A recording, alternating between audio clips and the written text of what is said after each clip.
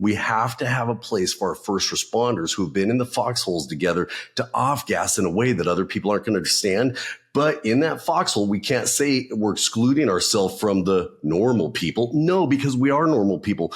We need a place that will show us how to slowly leave the firehouse when we leave it and become a normal citizen while being equipped how to deal with all the baggage that comes along with that. Welcome to episode number 51 of the First Responder Wellness Podcast. My name is Conrad Weaver, and I'm so glad you joined us today. So what role does faith play in the mental health recovery of first responders, and how can faith-based communities provide more inclusive and supportive environments for those who are struggling? Secondly, how can first responder organizations create authentic leadership structures that prioritize mental health and provide safe environments for open discussions about these things? These are two of the subjects we talk about today with my guest, Jason Sautel. Plus, we talk about donuts. Yep, you've heard it, donuts. So stay tuned. Jason Sautel spent most of his early adulthood as a decorated firefighter in one of the toughest firehouses in the country in Oakland, California. And today, he is a successful business owner, husband, and father, and according to his publisher, the kind of hero our culture needs, bruised, broken, and ultimately restored by God's grace. Jason divides his time between his emergency medical training business and writing inspiring, Christ-centered messages to his over 600,000 Facebook followers. That's amazing. Hey, if you enjoy this show, please subscribe if you haven't already, and invite your tribe to join in as well. We drop a new episode every single Wednesday, so share the link if you find this content helpful and informative. Thanks again for listening and for being here. And now here's my conversation with Jason Sautel. Well, Jason, welcome to the First Responder Wellness Podcast. It's an honor to have you on the program. Thanks for joining me. You know what, man? Thanks for having me. I've been looking forward to this for so long, and I'm so glad we got to connect and make this happen. So I have a bunch of important questions, but the most important one that I want to start with is Krispy Kreme or Dunkin'? Bro, Krispy Kreme. Okay, come on. I can't even believe you used those in the same sentence, paragraph. I know, right? Krispy Kreme, but I'm also going to kind of blow it out there. Only their glazed, raised ones, a little warmed up, okay? If I'm doing apple fritters and the real deal, we're going to the mom and pop shop. Absolutely. I'm with you there. I saw that on your thing that you're a donut connoisseur, and well, me too. So there's actually a little shop down the road here that we go to occasionally. It's about an hour away, but it's a group of Mennonites. Mm-hmm. Oh, wow. Their donuts and their apple fritters are to die Okay, for.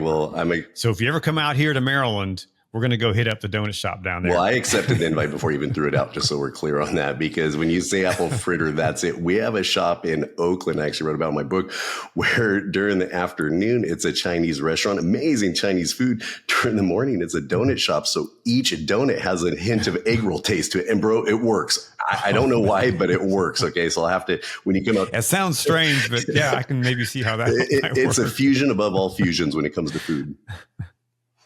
Yeah. Well, enough about donuts. Let's talk about you and your life. Tell us a little bit, just kind of give us a snapshot of who are you and what do you do? Yeah, no problem. So I started in the fire department when I was 18 years old, and that was back in 1993. Feel free to do the math. And I started off as a seasonal firefighter. And I started realizing that, I wanted to work in a bigger city. Not that seasonal firefighting and wildland firefighting is amazing and has all the cool aspects to it, but I was just geared also to go out the door on more medical calls and just staying a little bit busier when we aren't going to the fires. So shortly after becoming a firefighter at CAL FIRE, which was CDF back then, I joined the Oakland Fire Department. And I leave the times kind of vague just because of the book that I have written and the incidents I write about. I don't want people to find the exact dates. Oh, I remember that incident. But I was blessed to start my career in 93 and totally finished up in 2018 once I got injured and I stepped aside and started doing training stuff. So it was a pretty good career and it was full of some crazy, crazy times, that's for sure. So how did the fire, working that job, how did it change you? Conrad, it's so crazy. My childhood was a struggle growing up in a divorced household with a dad who I'm just going to leave at. He didn't know how to love me. And so a lot of struggles come from that. Well, when I joined the fire department, I thought it would make me better. I thought it would heal me. I thought helping people and having something in my life would make me better. But as a lot of your listeners can understand, I wasn't ready for the traumas that I was getting ready to step into. I wasn't ready just to, even after a house fire, witnessing people crying and holding each other and feeling broken down, that I would absorb that. I'd leave a piece of myself on scene, meaning I did a good job, helped out, but I also absorbed the worst parts of those scenes. And it actually started making me feel worse than before, because I didn't understand the traumas. I didn't understand, if you want to call it PTSD, PTSI, or whatever. I just called the traumas of the job attach themselves to me. And it actually amplified the struggles from my childhood because I brought them with me. They didn't get better. And now here I am, a firefighter struggling, So, I mean, there was good stuff. Don't get me wrong. There were good times. But early on in my career, the struggles really hit me hard, bro. Do you think that there's a lot of people who go into public service, like firefighting, law enforcement, et cetera, that don't realize how much those childhood events affect you, and you bring that along? I believe so. I've looked at the studies. I'm not going to claim to be the smartest guy. I mean, I dropped out of high school in the 10th grade. So when it comes to an education, I'm not there, but I'm blessed to be able to talk to countless people. And when I do, I realize there's a lot of us that were adrenaline junkies. Okay, is that DNA or is the adrenaline junkie trying to hide or mask maybe some traumas we have, maybe some depression we have, anxiety we have, or whatever we were born with or developed over time?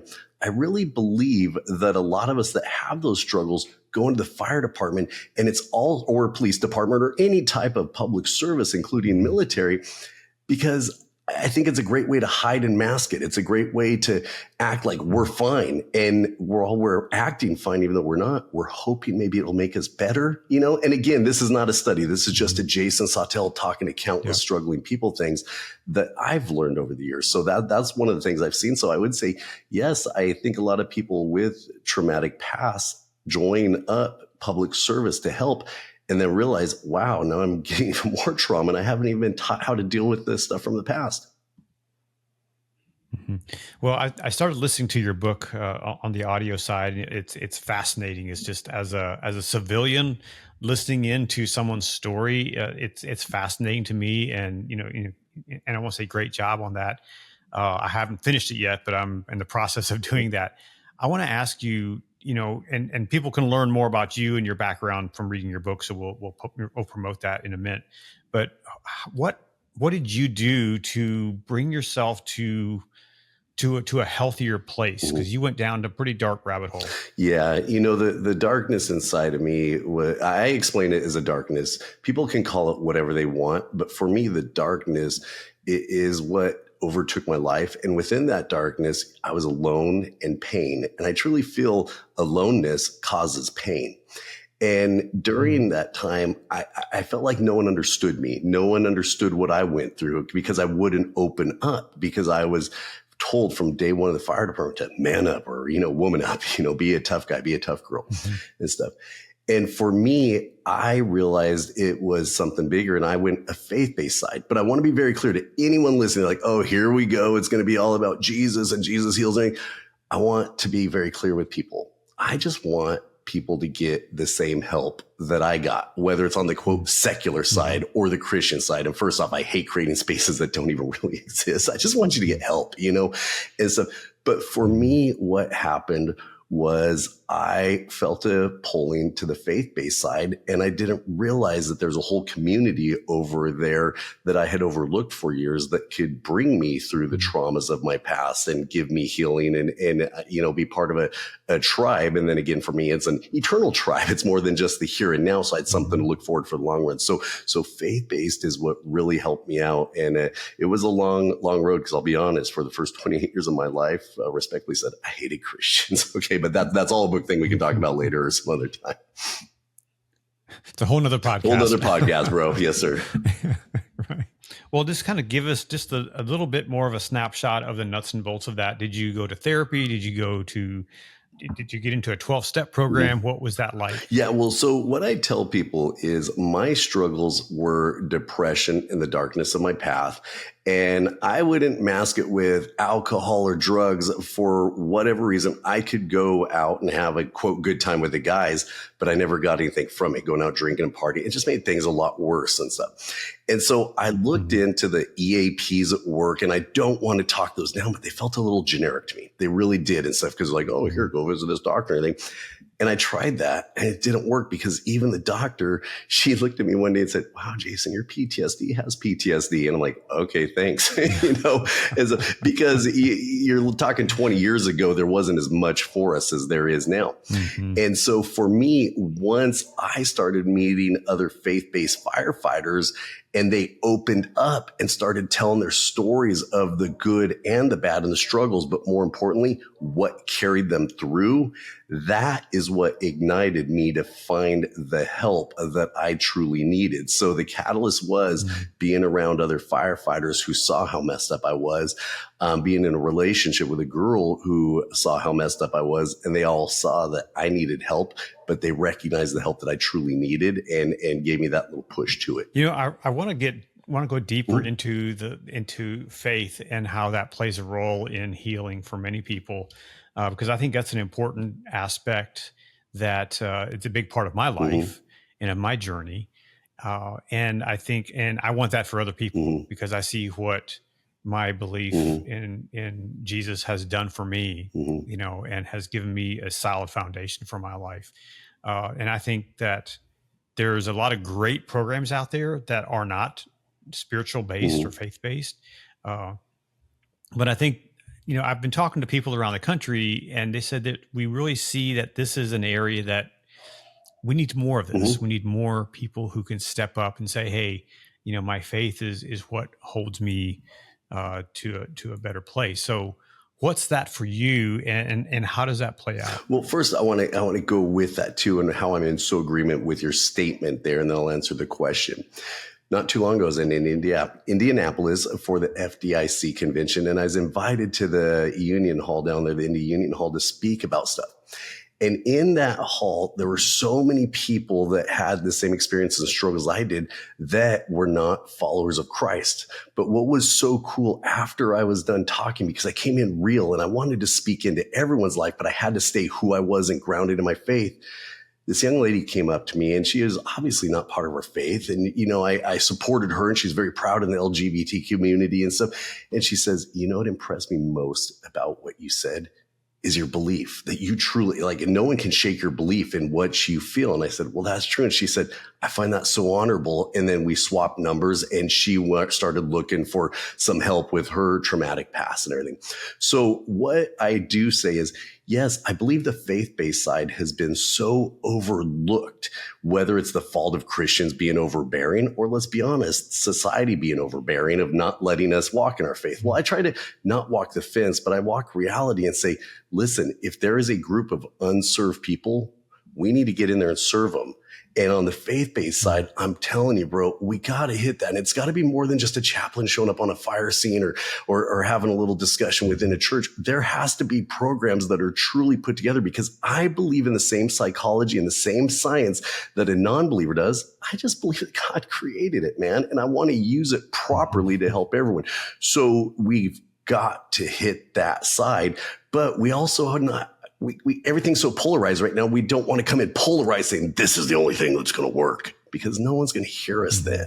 We're taking sides. We need to show up, wash the feet of those who are hurting and stuff, and then tell those that are Christians, hey man, check this out. Here's some programs over here that can help you out too, because I know if you go to the secular side over here, it's not going to work, dude. And vice versa. I want the secular side to say, hey, we got some help over here for you. But what I always tell those people, Conrad, is, and while you're there and the noise of this world shuts down, I'm going to be praying for you. And they laugh. Everyone always laughs when I say that, So I hope I didn't ramble too much there, but that's kind of my gist of where the faith-based stuff lies, bro, when it comes to help. I look at, we on a medical side, if someone has a heart attack, we take them to the hospital, they have open heart surgery, and we pray for them, right? Pray for healing, that they would be well. And that surgery works, and they put a stent in or two, or like my dad, I think he got 5, and so he's better. He's in a better place because medicine works, because smart people figured out Mhm. how to make this work. But it doesn't negate the fact that I prayed for him Right. and that I think God uses doctors to heal people. And I 100%. think it's the same idea on the mental health side of things.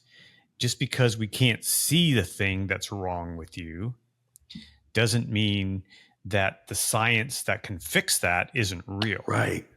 Right. Right. Yo, you nailed it. You nailed that. So we got to focus on that science, use that science. I had an interview earlier today with Dan Jarvis, who Mhm. talks about this protocol that they use, and it's amazing, things that they do. In fact, he did it on me back a few years ago, and it's like I had nightmares about a situation, Mhm. and now I don't have nightmares about that Mhm. situation. He rewired my brain with this thing that he did, but that doesn't mean that my faith is invalid, Right. or that, I'm going to pray for healing and that's all I'm going to do. Right. No, I'm going to use this tool. Dude, I praise God for my doctors all the time and the scientists that developed that little hypertension pill I need to take. But I also praise God for giving me exercise and saying, hey, yo, Jason, get off the couch and start doing some stuff that you need to do also health wise and stuff. And people, like, the day that I became a Christian actually happened in a fire, and it was in a downtown high rise, and I was trapped. And here I am praying, and I didn't even know how to pray. And I was praying, and people were like, oh my gosh, Jason, what happened? So Jesus showed up in that room. Like, no, he sent a pack of firefighters in to rescue me. Okay. They came in. Bro, here's where I'm at. I've never prayed a fire out. People say, when you're going to a raging fire in Oakland, do you pray on the way? I'm always locked in the Lord, but prayer time's over. It's now time for me to do my job. And I'm a big believer too, that we have to do our jobs. We have to make sure God's like, yo, you're praying, but I've given you this too. Prayer works 100%, but we also have to fill out every part of the Bible from Genesis to the Endesis too. Okay. It's not just, we can't just pick one little thing and say, okay, I'm going to pray this out. Guess what? It just might work, and it has worked for me in situations. Other times it's been another tool in the toolbox that I continuously use while dipping into everything else he's given me. Mm-hmm. Do you think that there's more people in the fire service specific, because that's your background, who are believers who perhaps are undercover, so to speak, and aren't public with their faith? Yeah, 100%. Once my book released, I could not believe how many people told me that they were Christians, or they walked away, or they faded away, or whatever they want to call it, and how my book helped them come back to faith. And I'm going to be honest, Conrad, this is why. People say, why didn't you write the book when you're an active firefighter? I never would. I'm not going to, dude, the way that we treat each other, even though here I am preaching to treat us different, when you get into that firehouse, it's a culture. And there's even a culture that a filmmaker or someone else might off to the side. It's even deeper than people can see. It's a true bond, DNA or genetically, that's almost undescribable. And within that, we eat our own, dude. And so I wouldn't be in a place, if I was in a firehouse, to write that and preach my faith as much, even though people knew I was the Christian fireman, especially going from the demon seed to a Christian. But what I love about it is being out of the fire department. I'm now giving those guys and gals a voice. I'm not this big demigod type of thing by any means, but I'm a voice to those who feel like they don't have a voice, and they don't have to stand up in front of their crew and say, this is what I believe and this is who I am, but they can fire off a message, and then I can connect them with groups of firefighters, within our community that are in the faith-based side. Mm-hmm. What should a firefighter do who is that? He goes to church when he can, because obviously he's working on the weekends often, and he tries to read his Bible daily. He has some kind of faith journey that he or she's on. What should they do? What shouldn't they do in the firehouse? Wow. Okay. So first off, incredible question. And if there's a pastor listening, shut down real quick, because this is some real talk right now. Here's the thing about being a firefighter in church, or a firefighter in these small groups that church like to create. Bro, it flat sucks. And I'm going to tell you why. Because when I was a newlywed with Christy, and I just got off a shift at the busiest firehouse in West Oakland, where literally, bro, we would hit 3 fires sometimes a day. I mean, working fires a day, plus plus the shootings, plus the rapes, plus the, it was a rough neighborhood and stuff. Well, then I go to this small group, and in this small group, everyone's sitting around there smiling and everything. They're having a great day. Like, oh, let's talk about our highs and lows of the week. And this guy's like, oh, well, I lost a real estate deal, but I closed another one. And bro, I'm not putting that offside, but as a firefighter, I now either going to drop a nuclear bomb on this group and it's going to explode. Then all eyes are going to come to me, or I have to sit there and be a liar. I can't say, well, I did mouth to mouth on a kid. And have you guys ever tasted burnt flesh? That's horrible. And that was just the low of my week. And then the high of my week was, man, dude, we shocked life back into someone. We got to use our gifts and abilities. Bro, now I'm just acting like I'm bigger. So where I'm going with this, it's a rough spot as a first responder to be. But you're going to think now I say, well, just hang out around other first responders. No, because then you're going to become inbred. You don't want that either. Okay. Mm-hmm. We have to have a place for our first responders who've been in the foxholes together to off gas in a way that other people aren't going to understand. But in that foxhole, we can't say we're excluding ourselves from the normal people. No, because we are normal people. We need a place that will show us how to slowly leave the firehouse when we leave it and become a normal citizen while being equipped how to deal with all the baggage that comes along with that. So when a firefighter says, how do I do that? I'm like, bro, it's a discipleship type of thing, which comes in the fire department. What are we doing with the new kid, a probationary? We're trying to turn them into us, not exactly us, but we're trying to pour everything into them. Well, you need to have a senior guy or gal come alongside of you who is in the faith, who can walk you through that with their experiences. And people say, where do you find that? I'm like, man, that's a God, Holy Spirit thing that's going to have to connect you. Cause I guarantee you a church is going to struggle to do that, as is a fire department is going to struggle to do that. Cause in a church, you may only have 2 or 3 firefighters, but they're busy, So it's like, I'm not promoting something like go to a place like Firefighters for Christ or something like that, where you then can connect and wow, there's 20,000 firefighters here, Christians, and I can link in with a more senior one and to walk you through it because dude, they're churches and the firefighters, there's nothing created for us in that respect, dude. Yeah, there's I think there's a big need for that, and I know there's some organizations out there now that are looking at helping with that. So I'm really excited about that. Yeah, me too. I get so passionate on this, dude, that it is thick. But here's a question I'm gonna throw out for you. So when you're seeing it from your view and your lens and your goggles, because of course we're going to welcome you into a firehouse. We're going to let you be in our firehouse and be there. What have you seen that it might be out there that firefighters aren't using? Have you found the organizations or places that are starting to come together? Yeah, I mean, I've seen there are some organizations out there. I know the Navigators is one that, a lot of people know about the Navigators as a missions group, but they have a first responder arm of their organization. And I think Chris Green is the head of that. And I think he's out of Seattle or someplace up in the Northwest. But they're really doing some things where they're mentoring and they're teaching first responders to be one-on-one mentors with other people within their agency or within their city. And I think that's an important thing to, just like you kind of talked about, kind of alluded to that, where an older person can mentor a younger person and they walk together with that. I think what you said earlier, where when you said you felt the darkness and you felt alone, that's really I don't want to super spiritualize everything, but that's really a tool of the enemy to separate us. It is. And to make us think we're all alone. Yeah. And that's often the problem. When I did my film Heroin's Grip, and I work with people using heroin and in addiction, that was their problem. I'm all alone. I'm the only one that's going down to Baltimore 5 times a day copying dope, so I can feed my addiction. But I'm all alone. Right. And when we don't have those connections, then we suffer. Yeah, I'm in total agreement. Like when I was writing my book, that's why I wanted to make it so open to everyone, because obviously I'm a seed planter. Okay, I plant the seeds. And I always say my thing is I want to be obedient. Even as a firefighter, what is our job? Our job is to be obedient and follow orders. We don't know what the outcomes are always going to be, bro. We really don't. We have a hope for the best outcome, But sometimes the fire whoops us and we have to pull back, regather, and hit it again in another way and stuff. And to be able to plant that seed and tell people that, man, just hang on to this hope is what I love to do for people. And I did that. Like when I was writing about the jumper on the Bay Bridge, I saw a look in his eyes.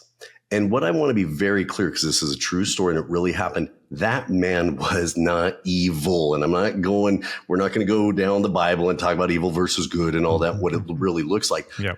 But he was empty. And when you're empty, something's going to fill that void, dude, no matter what. And there was like an evilness inside of him. And when he jumped off the bridge and took that eternal plunge, bro, we were locked eyes. And what I saw in his eyes was the same thing I would see in my eyes every morning when I'd look in the mirror, because I had no place to know where to find hope for the emptiness inside me. And so the darkness was there and no one planted hope in me. And then when I went to another call where even it would be a good outcome, bro, the emptiness would eat up everything good in my life. And praise God that I don't chase addiction. And I'm not putting down folks, because there was a point in my life when I broke my back and my hip, and Christy will talk you through the story. I was taking way too much hydrocodone. Praise God, I didn't have the addiction that I know that I've read all the different things about it, but my body became accustomed to it. There was 4 days I got off that stuff. I was breaking out in cold sweats, and all I wanted was another pill and stuff. But if I started using those pills to fill that void in me and the emptiness and darkness, like some of my brothers and sisters have had, and then just leads to the next bad thing, the next bad thing. And next thing you know, you may not be taking your life, but you feel like you're that jumper on that bridge ready to go. And that's where I felt. So it's so important for us to plant hope. And it's also important to say, I don't know. There's some days, Conrad, when all the crap hits off around here and I feel like the world's worst dad. I feel like a fraud as an author, a fraud as a fireman. I feel like I just suck at everything. All I got to hang on to is hope. And people say, what does that look like? I don't know, dude. It's hope. It's just hope. And we got to plant that seed of hope, because without that hope, I don't know how I could carry on. And even people in addiction, I just try to plant those seeds of hope in them, man. And let God do with them as he will. Yeah. And, as a filmmaker, podcaster, I have those mornings too, when I get up and it's a struggle. Mm-hmm. And and I love that. If you go back to what what you've experienced, mm-hmm. you've experienced hope. I've experienced hope. If you go back to that and try to grab a thread of that, mm-hmm. I think it'll bring you back to the reality and the truth. Right. It's so important to have that. I fully agree that it's so important to have that, because when I say we all, I just want to be clear that I'm not putting words in people's mouths, but I do like to say that because I've seen people going through their struggles and hiding it just like me and stuff. And I just want folks to understand, you are not alone, reach out and grab the help we need. And I'll be honest with you, sometimes the help we need is a podcast like yours. It's not the end all help, you know what I mean? But dude, when I'm like, okay, life sucks. I'm trying to understand why Bob Goff sold 1 million books and I've only sold this amount of books, and I'm, and I'm angry and bitter, and I shouldn't, because I'm coveting what that man has and everything. Then I go to your podcast, I turn it on, and I just absorb, from other people's stories. And the other thing I want to throw out there, we always talk stigmas of all this stuff. And where I'm very clear with people is I'm not a mantra guy. Like, we need to stop the stigma and all that.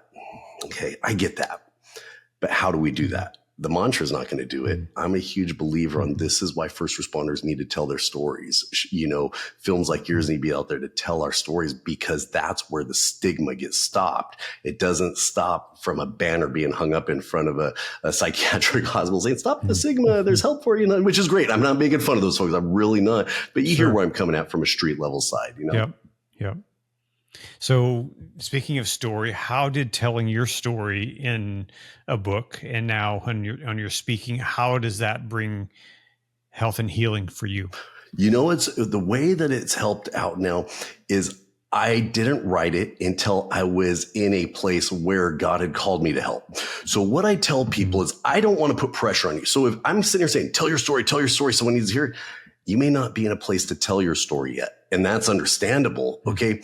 I never want someone to tell their story with the reasoning is they're going to get something in return for it out of help. I want them to understand that I'm now in a spot where I can tell it, which is where I was, praying that's going to help other people. Now, by all means, it's going to bounce back and there's going to be goodness out of it that comes my way.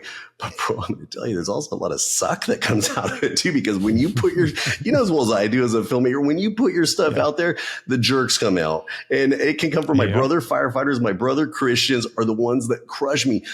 Someone who is not a Christian, not a firefighter, I really don't give two rips. It's like, whatever, dude, you know, the devil's better. Okay, I'm praying for you. But when a Christian beats me down, or a firefighter kicks me down, I feel it. I physically feel it, dude. You know, it's like you as a filmmaker, when another filmmaker hits you. Ooh, that's like constructive. That's a beat down, and that flat sucks. But the goodness that comes out of it is helping other people. And I believe that when you realize that you're a public servant, that doesn't go away. There's no retirement for us. It's just what the job looks like changes over time. Mm-hmm. Do you think, this is kind of taking a different angle here. Now, do you think there is a leadership problem within the first responder community? Oh, 100%. You know, I mean, there's a leadership problem everywhere. And what I see is always comes from the biggest, what's the next greatest thing out? Like in the fire service, an author comes out and they write how management should be done, right? And then all of a sudden Oakland says, oh, well, Phoenix is doing this, and so we now to go be like Phoenix. Bro, Oakland is not like Phoenix. Don't manage them like that. I think the issue with fire department managements is they try to even manage their whole department based on a concept. I say forget that. Forget that. You need to get out there in the community and see what your community needs, and then see what your firefighters can do to help that community, then build a management plan based on that. It doesn't come from city halls down to us, and it's also not the upside down triangles and all that nonsense people like to do. It's realness. Real leaders need to get out there in the battlefield, see how the heck they're going to freaking fight this war and win this war, then pull back into their offices downtown, come up with their smart little bean counters on how they can do it, then approach the guys and gals, say, hey, do you think this will work? Because this is what we came up with. And listen to the guys and gals. But the guys and gals in the firehouse, they also need to come humbly and not say, this is how it's going to be done. No, it needs to come together. So I believe leadership comes at the most basic level as a firefighter. Lead in your role, meaning do what you need to do, listen to your folks above you and stuff. But the folks above, they need to be out in the community if they really want to lead, because ultimately, what is our job? It's not, people say, oh, my number one priority is keeping my firefighter safe. I get that. I fully get that. But as a firefighter who's been injured really bad over time, my number one priority is the people I swore to serve. They're my number one priority. And leadership needs to give people the tools and the abilities to do that in a safe and effective way. But they need to be in the firehouses, but more importantly, they need to be on the runs, because we all started at the most basic entry level of firefighter. All of a sudden we get bugles and badges between that position, and we forget about, get your butt back down there, ride the ambulance and the fire engine, and get in with the community. Tell the guys, I'm just here as one of you, and I'm servant, spend nights in the firehouse. That's where leadership will happen. And then you'll see the struggles that everyone's having. I couldn't imagine being a firefighter through COVID, dude. I couldn't. I lose my mind just thinking about all that stuff and all this things the guys and gals had, masks, no masks, this, that, and the other. I mean, it was just crazy. It was all handled based on bean counters downtown and not what was really going on in the streets. And it caused a lot of harm to our first responders. So yeah, there is a problem in leadership. And I truly believe, because there's too many books about leadership. Go read mine and get some leadership skills out of that based off, wow, this dude was struggling. How as a leader can I help all these firefighters who are struggling not struggle? I always have been an admirer of Richard Branson and his philosophy of leadership. You know, he always preaches to his company that if I take care of my people, they will take care of the business. Yes. They will take care of our customers. Yes. And I think that's something that many people in leadership, no matter what kind of organization, have forgotten. And actually recently I was talking to someone who said that if your people feel supported, they will do anything for you. Yes. Yes. They will work longer for less money. Right. True support. if they feel supported. Yep. And it's got to be that true feel support, because someone can come to the firehouse and talk a good game. But if all of a sudden the chief rolls in with a box of donuts and we can jab back and forth, like, yo, chief, since you've been in that office, bro, you put on a few pounds, man. You better go get out there on that treadmill and have that open dialogue of a realness and stuff. And he laughs back and he goes, all right, guys, check this out. We have budgetary issues. And then we go, okay, chief, what are the budget issues? Well, Then I'll come in and say, well, get the freaking gold leaf off the fire engines. Okay. Do we really need to spend that extra $8,000 off quote tradition? Okay. Just give me some dang hose that works and stuff. Then I can go to other firefighters and say, you guys, we don't need that pretty bell on the front of our fire engine more, because that's $3,000. I can buy us a pack of hoses. That's the type of stuff that you need. And I believe in Richard Branson's concept that it needs to be true support, making you just making me feel you can make me feel supported by blowing sunshine up my butt. But if I truly see the action of support, bro, you're right. I will do whatever you want. And that's why I always worked so hard for the superiors that I was under, because I know they would, quote, die for me on all levels. They would put themselves aside and do whatever it took to support me, and vice versa. Then I do the same for them. Mm-hmm. And what would you say to those leaders who perhaps have someone in their department that are people of faith, and there's other people that aren't quite on board with that? What would you say to leadership for that? Be real, dude. Be real. Like, so people go, wow, you became a Christian in West Oakland. And my joke is, yeah, it's like coming to Christ in the middle of Sodom and Gomorrah, bro. Okay, seriously. But believe it or not, the common bashing would happen and stuff. But everyone loved me because I loved the people around me. I loved every community. Even though I may not agree, I'm like, oh my gosh, you guys, do we really need to come up with a term for this? Really, this is stupid, okay? I wouldn't say that. I just show them love. So with leaders that are in those roles and stuff, their biggest thing is, dude, get to know people, just get to know your troops. Don't get to know the, quote, firefighter you hired off of their application or what the city was looking about. Know that that's usually a pack of lies anyways, because we're wanting to make ourselves look so good so we can get the job anyways. Get to know the person and get to know the firehouse and get to know people and stuff. And it can make a big, big difference. Mm-hmm. What's your message when you go out and you speak to people? What's the bottom line for what you want to, want people to get from your talks? I even dedicated my book to it. I just want the lost, hurt, and lonely to know the help that I was given or, quote, found is there for them too. Now, what that looks like in their world may seem different than my world and stuff. But bro, I'm telling you, like, the events, I'm going down to a huge one in LA. And they talked to me not too long ago. It was actually yesterday. They said, Jason, there's going to be a majority of non-faith-based people there. Dude, let's go. You Christians, you're all fine. You're good. Okay. Eternally, you're dialed in. I'm not worried about you. It's the group that isn't and stuff. And so I just want them to know that there's hope. And during that time of when they're getting the help to climb out of the darkness or whatever struggles they're going through, in the moment of silence, my biggest prayer is they're going to hear the voice of God, dude. That's truly it, because that's what happened with me. I was so hard. I mean, bro, chapter 2 of my book, I curse a chaplain out of my firehouse. That's how messed up I was.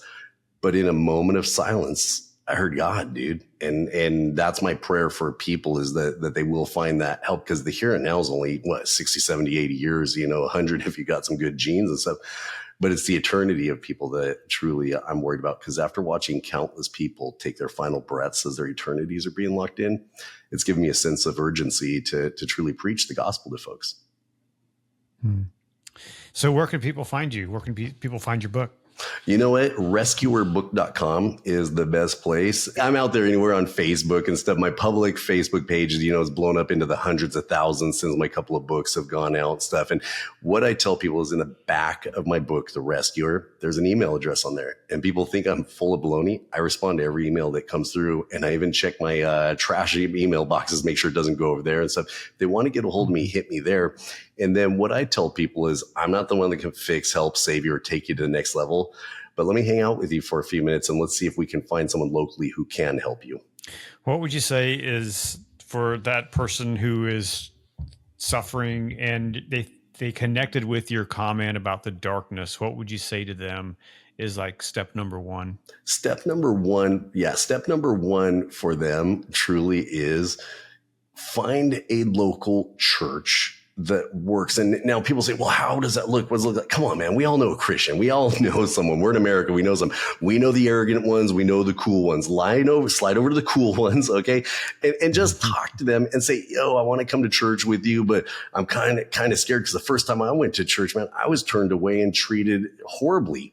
Then the next time I went to church, I showed up guarded, thinking everyone in there was going to be a jerk to me. And they were the coolest group of people ever. Now, let's be honest. Wherever we go to any crowd, there's going to be jerks. It's just how it is. Okay. We're created that way. But find that cool Christian, just ask them, be like, hey, where's a place I can go to church? Could I go with you? Because what I have found is, if people ask, that's the ones that will go to church, and just ask. And if it's weird, then go ask another one, but be open-minded, show up and check it out. That's what I tell people to do, is ask that cool person that they know. And if not, hit me up and I'll try to find someone cool in your area and I'll push you that direction. And there are some great churches everywhere across the country. There's some really, really cool people that are doing amazing work. Right. And and I always like to say too, that churches are made up of a bunch of broken people. That's it. And we're all messed up in one way or another. Some Amen. of us are just, working a little bit harder than others perhaps, but we're all messed up in some way. I agree. Yeah.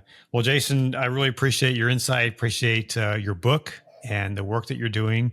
Congratulations on getting a book out there. I'm hoping to do the same soon. So we'll see how that goes. Oh, let's go. Yeah, no, I'll bring out my podcast. We're going to hit it all up and keep going, man. And dude, what you were doing with PTSD and 911, I have been sitting in the background for so long watching it. And what you were doing, bro, is so awesome. And thank you so much for coming into our community. When I say that, first responder community, and blessing us with this, because that is what we need. We need lights. We need lights shined upon the darkness we deal with, the darkness that's within us, and the hope that is available for us all, bro. I appreciate you on so many levels for doing that. Yeah. Well, it's an honor to do the work I do, and I consider it a privilege to meet people like you and to have friends in the first responder community who support the work that I do. And so I just want to continue this as long as I can, as long as my wife gives me the green light. Amen, brother. It doesn't say go get a real job. Right. Exactly. So let me ask you this one final question. What do you do to off gas? What do you do on a day when you just need to take care of you?